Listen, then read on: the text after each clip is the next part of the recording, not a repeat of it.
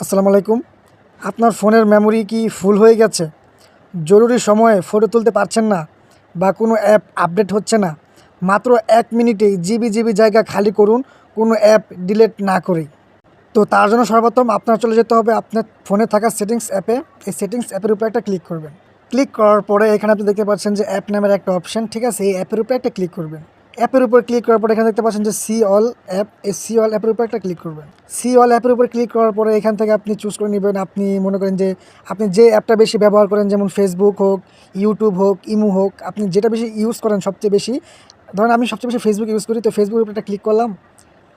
Click করার পরে এখানে দেখতে পাচ্ছেন যে স্টোরেজ অ্যান্ড স্কেচ, ঠিক আছে? এর উপর একটা ক্লিক করবেন। ক্লিক করার পরে এখানে দেখতে পাচ্ছেন যে ক্লিয়ার কেচ, এই ক্লিয়ার কেচের উপরে ক্লিক করে দিবেন। এরপরে আপনি মনে করেন যে এখান থেকে আমি ইনশুটটা বেশি ব্যবহার করি, এই ইনশুটে গিয়ে স্টোরেজ স্কেচের উপরে ক্লিক করে এই যে ক্লিয়ার কেচ করে দেব। এই ক্লিয়ার কেচ করে দেখবেন অনেকটা জায়গা খালি হয়ে গিয়েছে। সবচেয়ে বড় কথা হলো আপনার ফোনে টেলিগ্রাম বা হোয়াটসঅ্যাপের মিডিয়া ভিজিবিলিটি অফ করে রাখা।